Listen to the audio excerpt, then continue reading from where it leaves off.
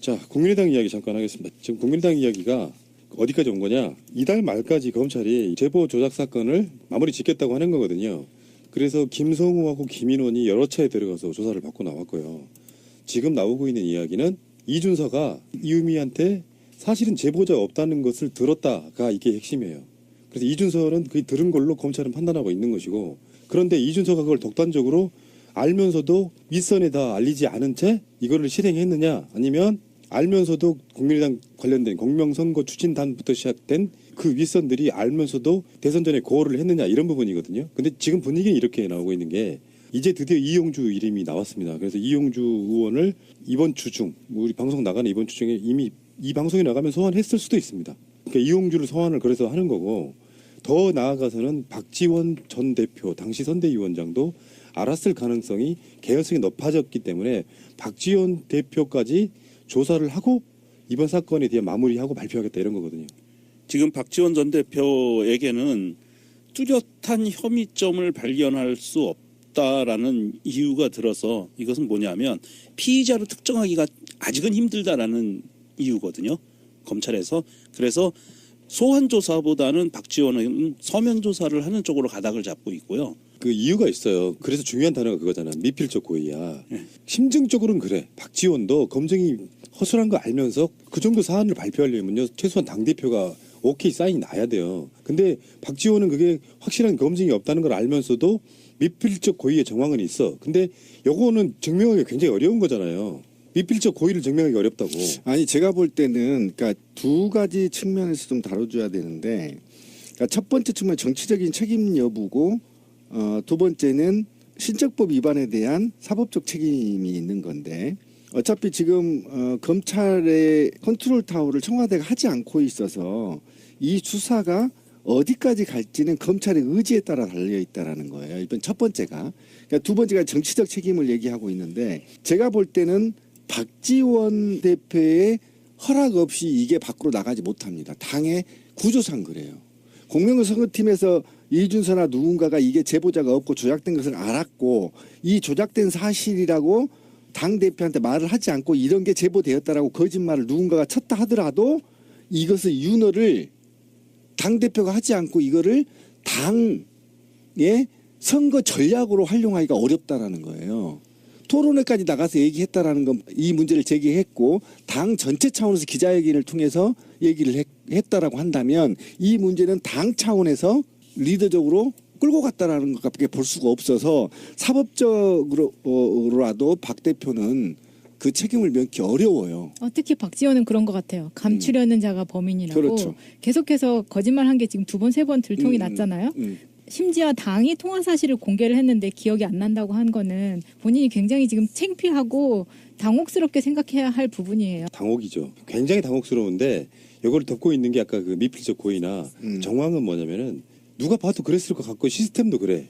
박지원이 모를 리가 없어. 근데 보통 청문회 같은 데 나오면 정치인들 하는 말 있잖아요. 기억이 안 난다, 모르겠다로. 전화통화 내용이 녹취가 되어 있지 않는 한 이걸 증명할 방법이 없는 것뿐이지, 박지원은 사실상 이런 정황들로 보면, 왜 거짓말하는 정황들로 보면 두 가지 의심을 받고 있는 거예요. 하나는 최소한 그 사람이 사람이라는 전제하에는 제보 조작이 허술하고 검증이 안 된 걸 알면서도 해. 근데 이제 좀 더 나가시는 분들, 뭐 특히 신비님 같은 분들은 이렇게 생각하는 거죠. 박지원이 사실 지시했을 가능성이 높다까지 저는 그렇게 의심할 수 있는 거예요. 모략을 아시는 분이어서.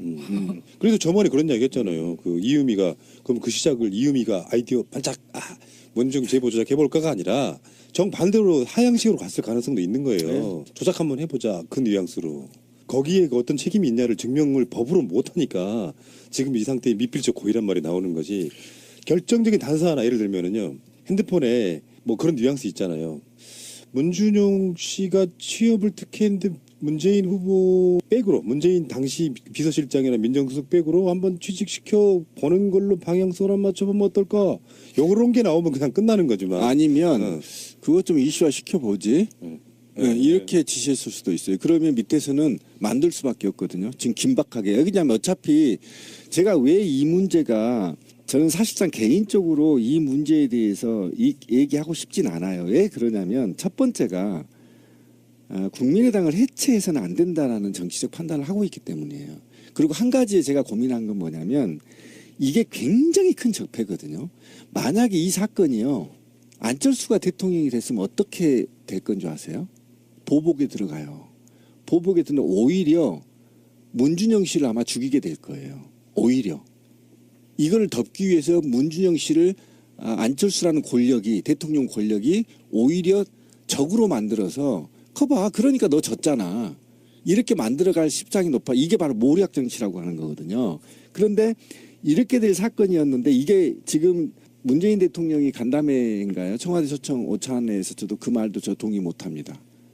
선거 이전 얘기는 다 잊읍시다라는 말에 대해서 굉장히 기분 나쁜 게 뭐였냐면 이 매번 이런 식으로 용서가 되는 거야. 이거 선거 전에 있잖아요. 굉장히 큰 이슈였거든요. 이 이슈로 정권을 잡으면 끝이야. 누구도 책임지는 놈이 없어. 이게 바로 모략 정치 아니에요? 이거 적폐청산하자고 했는데 그래서 한편으로는 촛불의 민의로 가름해 보면 이거는 뭐 당을 해체해도 또는 능지처참을 해야 되는 건데 또 이게 능지처참을 하면 또 다당제의 근간에도 흔들려서 그래서 저는 분명히 말하지만 안철수가 좀 정계 은퇴를 하고 그다음에 홍준표는 대법원에서 실형을 받아서 사라지면 좀 대한민국이 좀 건전한 다당제로 가지 않겠느냐. 저는 그 부분에 대해서 약간 좀 의견이 예, 달라요. 그런 측면에서 좀 제가 아직 판단을 저도 못하고 있어요. 어디까지 그러니까 공개를 건전한 다당제로 가기 위해서는 건전한 사람들이 건전한 정치를 해야 돼요. 그렇죠. 동의합니다. 예, 그러면 이번에 지금 이 문제는 국민의당 일벌백계 해야 문제는요. 된다. 국민의당 문제는 혐의점이 두 개예요. 원래는 처음에 혐의점이 하나였어요. 검찰 수사는 사실 공표, 이게 허위 사실이든 진실이든 공표 문제였거든요. 이제 더불어민주당에서 고발한 내용은 허위 사실 유포 공표에 대한 예. 수사였어요. 그런데 수사를 하다가 보니까 제보 조작 내용이 나온 거예요. 이게 이렇게 딸려 나온 거예요. 원래는 검찰이 이걸 보고 있던 게 아니고 딸려 나온 내용이 돼서 1차로 제보 조작에 대해서는 이 선에서 마무리 짓겠다라고 하는 게 어디냐 하면 공명선거추진위원단 여기서만 마무리 짓겠다는 거예요. 책임이 여기 있기 때문에. 그럼 이제 두 번째 수사는 유포한 거에 대한 수사를 해야 되겠죠. 공표한 거에 대한 거. 그럼 누가 들어가요? 안철수 들어가고 박지원 들어가고 다 들어가잖아요. 이용준 당연하고. 그러면 이 두 번째 다 걸러내야 돼요. 잘못한 사람들. 이 악마 같은 짓을 한 사람들은 걸어내고 국민의당의 해산이 되건 아니면 자기들끼리 다시 똘똘 뭉치건 그건 그 사람들의 몫이고 우리가 대한민국이라의 국민들이 야 국민의당 보호해야 돼 할 필요는 전혀 없다. 여기서 잘못한 놈들은 철저히 법적인 책임을 지게 하고 남은 사람들이 알아서 할 몫이고 그 사람들이 하는 몫에 따라서 국민의당이나 다당제가 잘 굴러갈 것이냐의 그 정치적인 환경이 만들어지는 것이다. 저는 그렇게 봐요. 설득됐는데요, 제가. 근데 지금 현재 이용주 같은 경우는 전에 권양숙 여사 친인척 그렇죠. 문재인 후보가 민정수석으로 있을 때 노무현 대통령 친인척에 대해서 검증을 안 했다. 이런 식으로 몰고 가려다가 허위사실임을 자수하고 밝히고 자숙한다고 했거든요. 그렇지. 저는 그때 뭘 느꼈냐면 그러면 문준영 씨에 대해서도 허위사실 이야기 안 하겠다 했는데 그 권양숙 여사 친인척 건을 죄송하다고 사죄하자마자 다시 문준영 특혜 관련해가지고 고용정보원에서 문준영 씨 특혜 채용 10여 건을 발견했다 이런 식으로 수도 없이 많은 기자회견을 하면서 이 제보가 이것만 있는 것도 아니다 뭐 이런 식으로 계속 했던 사람이에요. 그러니까 이용주는 조작을 지시했건 안 했건 묵인했건 안 했건 공표에 있어서 가장 큰 책임이 있는 자고 그렇죠. 공표제가 있죠. 그리고 박지원 대표도 했어요. 마찬가지라고 네. 보는 게 지금은 이제 누가 조작했느냐 조작이 윗선 국민의당 수뇌부에서 지시했냐 안 했냐가 핵심이 되면 이제는 안 되는 거죠. 네. 1차 수사는 거기서 네. 끝나는 거죠. 예. 그리고 허위사실을 공표한 책임에 대해서는 확실히 좀 책임을 물어야 되는 것이고요. 그리고 이영주는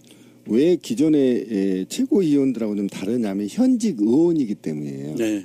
그래서 이용주로 국민의당 이용주로 수사가 확대될 경우에는 검찰이 제대로 수사하겠다는 의지가 있다라는 건데 기존에까지는 어쨌든 원외 인사기 때문에 상관없어요. 대충 뭐 정치적 책임이 덜 지워지는 거죠. 그런데 이용주부터 시작은 이제 국회의원이기 때문에 사실은 이게 공직선거법 위반까지 걸리거든요. 그럼요. 허위사실 유포에 대한. 예. 그러면 의원직도 상실할 수 있기 때문에 예. 굉장히 지금부터는 검찰이 치밀하게 아마 공격할 가능성이 굉장히 높다. 그리고 이게 지금 청와대 오다를 지금 안 내린다는 거 아닙니까? 또 네. 노무현 정부처럼. 예.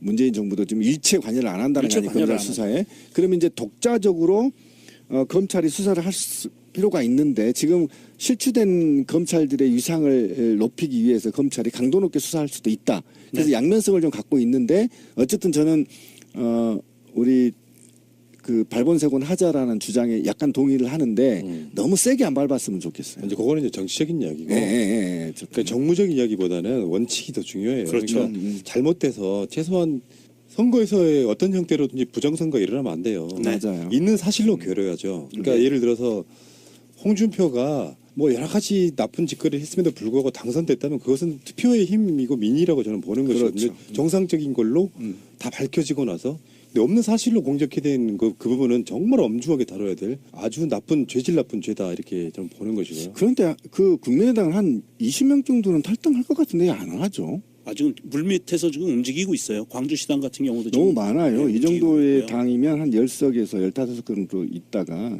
그러니까 당장 지금 줄여줘야 돼요. 예. 당장 국회의원들은 국회의원 선거가 3년 가까이 남았고요.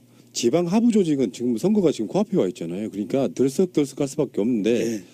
이런 부분은 있어요. 이미 나간 자리에 채워진 더불어민주당의 조직들, 사람들은 그 사람들 들어오는 게 싫죠. 당연히 싫죠. 그러니까 예. 이게 이제 그 사람들이 끈떨어진 연이 이제 국민의 민의에 의해서 결국은 교체가 되는 거죠. 그러니까 예. 국민의당 소속이었거나 소속인 사람들은 지방선거에서부터 하부 조직이 물갈이가 되는 형태로 가겠죠. 이러면서 그 흐름이 나중에 이제 국회의원 선거까지 쭉 이어지는 그런 측면이 되지 않을까 이렇게 생각을 해보는데요. 어쨌건 저는 국민의당 사건이 일어나면서 결국에 마음에 조금이라도 남아있던 김대중 대통령부터 시작된 호남 정치의 흐름 속에 그래도 이 사람들이 조금 더 개과천선하고 좋은 방향으로 해서 야권이 당시 다시 통합됐으면 좋겠다라고 하는 그 감정 자체가 완전히 없어지게 만드는 정떨어지게 만드는 그러니까 이런 그런 사건이었어요. 예, 이런 정치를 하고 어떻게 5.18 묘를 갈 수 있고 김대중 대통령 묘에 앞에 참배할 수 있겠어요?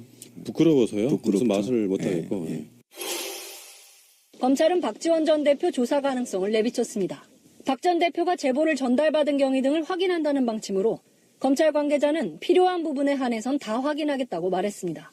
이준서 전 최고위원은 제보 공개 사흘 전 조작된 카카오톡 제보를 바이버 메신저로 박 전 대표에게 보내고 전화를 걸어 36초간 통화했습니다. 국민의당은 앞서 박 전 대표가 이 전 최고위원이 보낸 내용을 제대로 보지 못했고 전화로는 바이버로 보낸 것을 확인해달라는 말만 들었다고 주장했습니다. 검찰은 부실 검증의 주체는 공명선거 추진단이라고 보고 있지만 박 전 대표도 제보의 조작 가능성을 알고도 묵인했거나 검증을 소홀히 한 책임이 있는지 살펴보고 있습니다. 공명선거 추진단장이었던 이용조 의원도 곧 검찰에 출두할 예정입니다. 는 본인이 굉장히 지금 창피하고 당혹스럽게 생각해야 할 부분이에요. 당혹이죠. 굉장히 당혹스러운데 이걸 덮고 있는 게 아까 그 미필적 고의나 정황은 뭐냐면은 누가 봐도 그랬을 것 같고 시스템도 그래.